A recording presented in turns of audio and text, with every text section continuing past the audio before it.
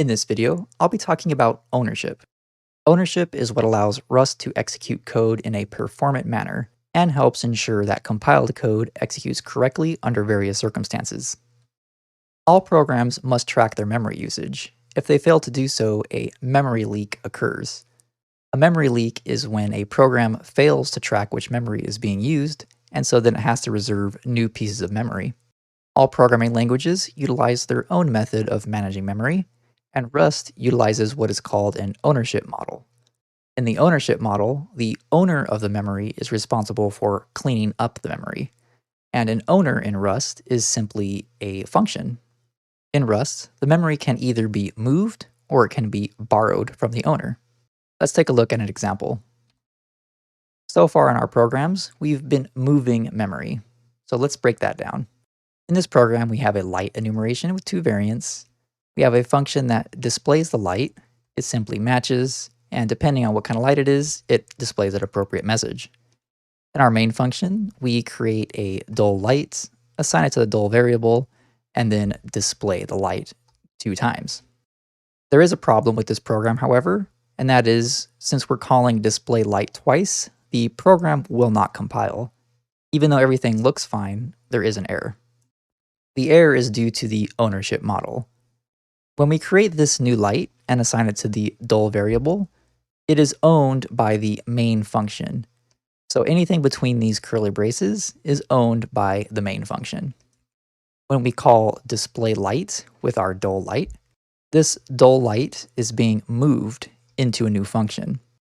So this dull light here will get moved to display light and be placed up here into the display light function. Now that the data has been moved into the display light function, it is now owned by this function. And any function that owns data is required to delete the data once the function completes. This means that the light, which has been moved from main over into display light, will get deleted once the display light function finishes. So the function will take the light, match on it, and print out an appropriate message, dull in this case, and then once this match block completes, we'll reach the end of the function, in which case this light will be deleted. Once the light is deleted, it's no longer available for use again in the same function call. So everything works fine on the first function call. This light gets moved into the function. After the function executes, this dull light is no longer available because the display light function, which is the new owner, deletes it. We then attempt to call the function again with the dull light, but the dull light is gone because it was previously deleted. The compiler will tell us about this error, and it will also explain that our dull light was moved into this function, and we're not able to use it again in the same function call because it's already been deleted. The key thing to remember is wherever you create a variable, that becomes the initial owner. So this dull variable is owned by the main function, and once you call another function with that data, the owner then is changed to that function. So we change the owner from the main function to the display light function on this first function call. In order to fix the error where we're unable to use this display light function twice, we have to do what is called a borrow. Here's the same program again that's been modified to use borrows instead of moving. It looks almost identical, except in our display light function, we have an ampersand. And within our function calls, we have ampersands as well. The ampersand symbol in Rust indicates that we are borrowing data. This is also referred to as a reference. So we're referencing data or we're borrowing data. So what happens now is we create our dull variable just as we did, and the main function will immediately become the owner, so it's allowed to delete it.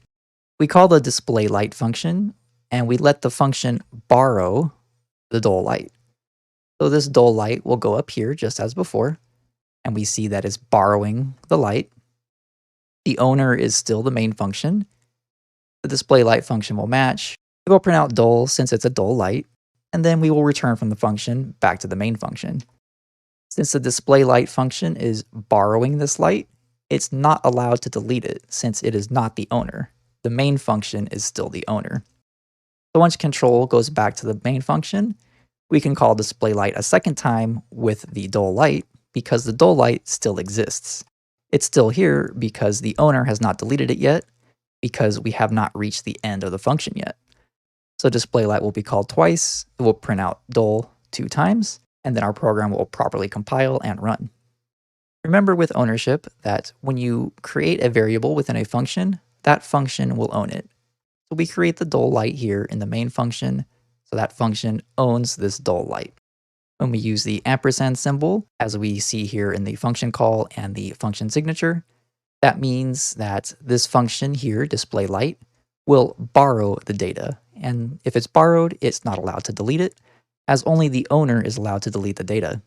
Since we're borrowing, we can call the display light function as many times as we want. To recap, memory must be managed in some way to prevent memory leaks.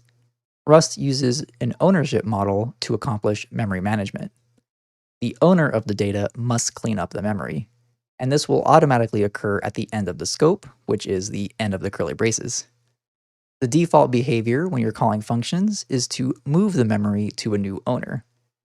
And if you just want to borrow data, you'll use an ampersand symbol to allow code to borrow memory, specifically to allow functions to borrow memory.